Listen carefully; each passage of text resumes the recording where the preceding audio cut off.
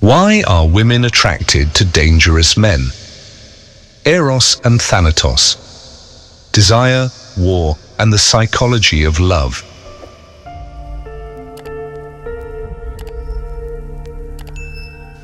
There is a question that has crossed centuries, cultures, and civilizations, yet is rarely confronted with the depth it deserves. Why are so many women, conscious, intelligent, emotionally mature women, drawn to dangerous men? Not men who are simply bad in a shallow or moralistic sense, but men who carry risk, intensity, instability, shadow, and fire. Men who do not promise immediate safety, yet awaken something older, more visceral, more disturbing than reason would like to admit. From the beginning, we must be clear. This is not a video meant to blame women, nor to romanticize destructive behavior. It is not a dating manual nor pop psychology. What you are about to hear is a symbolic descent, a descent into what acts before conscious choice. Because whatever is not understood on the symbolic level inevitably returns in life as repeated destiny. Desire does not arise from morality. Desire is born in the unconscious. And the unconscious does not think in terms of right or wrong. It thinks in terms of intensity, meaning, and transformation. It seeks what makes life pulse. And very often what makes life pulse also carries danger. But here is what very few people realize, and this is where we enter deeper territory. The dangerous man does not carry only strength, aggression, or transgression. He carries a veiled intimacy with death, an invisible closeness to the limit, and it is precisely this proximity that makes him magnetic. In psychological language, this field of attraction emerges from the encounter between two fundamental forces of the human psyche, Eros and Thanatos, the drive toward life and the drive toward death, the longing for union, creation, and intensity, and the silent pull toward dissolution, risk, and annihilation. In Greek mythology, these forces do not appear as abstract concepts. They take on bodies, faces, and stories, and this is where we enter the myth of Venus and Ares. Venus, the goddess of love, beauty, and desire, is not merely romance or tenderness. She is Eros in its most powerful form, the force that attracts, that unites opposites, that sets the soul in motion. Venus does not seek safety. Venus seeks life. Ares, in turn, is not merely the god of war. He is the embodiment of impulse, aggression, primordial violence, and untamed energy, the force that does not ask permission to exist.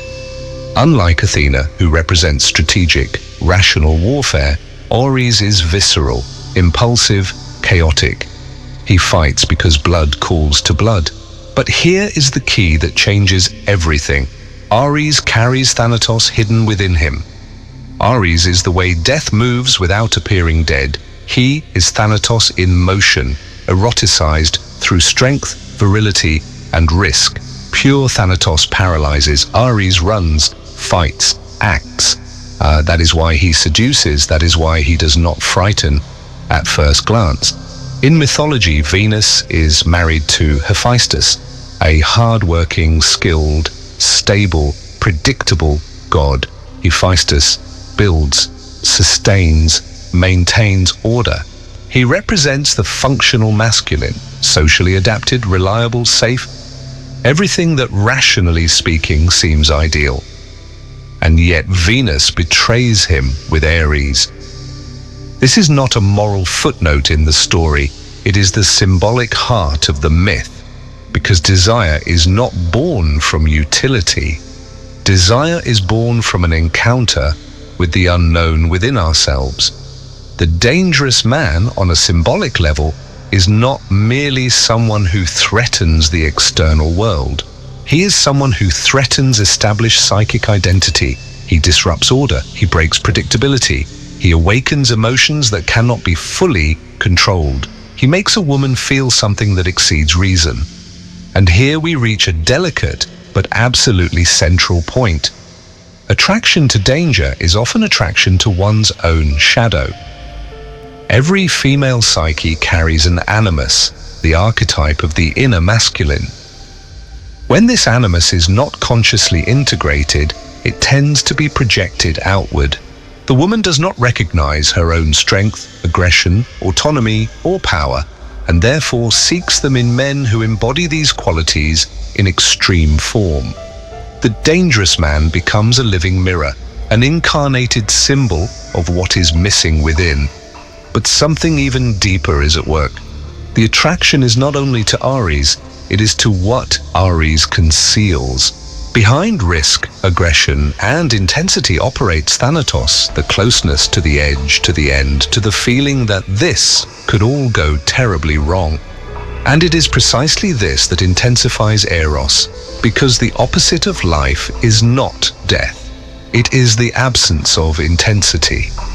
In an excessively controlled, rational, anesthetized world, the energy of Aries represents life in its raw state. For many women, the dangerous man is the only one who makes the heartbeat faster, not because he is healthy, but because he breaks existential monotony. But mythology is never naive, it never romanticizes without revealing the cost. The relationship between Venus and Aries is secretive, unstable, and tense. When Hephaestus discovers the affair, he traps them in an invisible net and exposes them to the other gods. Love entwined with war cannot sustain itself under the light of collective consciousness. It exists, but it demands a price. This is the central lesson. When Thanatos is not recognized, it governs. A woman who repeatedly feels drawn to dangerous men without understanding the archetype operating in her psyche is not seeking love. She is seeking initiation. She is trying to access her own power through the other, and all projected power eventually returns as a wound. In the same way, a man who embodies Aries without consciousness turns his potency into destruction. He may be desired, but he cannot sustain a bond. He becomes enslaved by his own impulse.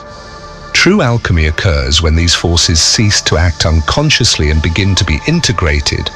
When a woman integrates her own healthy aggression, autonomy, and vital force, desire ceases to be compulsion and becomes choice.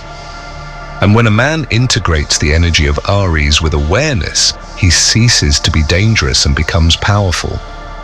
He does not lose the fire, he learns to direct it.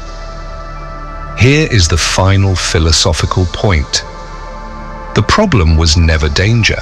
The problem was always unconsciousness. Life demands risk. Love demands risk. But there is a profound difference between risk that transforms and danger that destroys. Venus does not reject Aries, she transforms him. In later symbolic traditions, from the union of love and war is born harmony. Not naive harmony, but the kind that only exists after conflict has been integrated. So the real question is not why are women attracted to dangerous men, but what is this desire trying to reveal? Perhaps it reveals a hunger for life. Perhaps it reveals an ancient wound.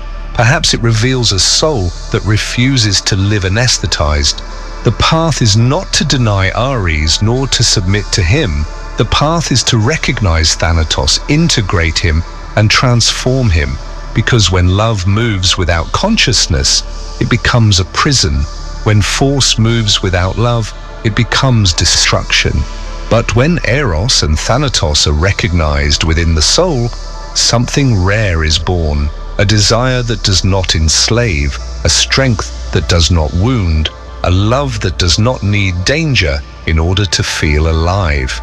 And perhaps in the end, the truly desirable man is not the dangerous one, but the one who has faced his own inner war and returned with wisdom.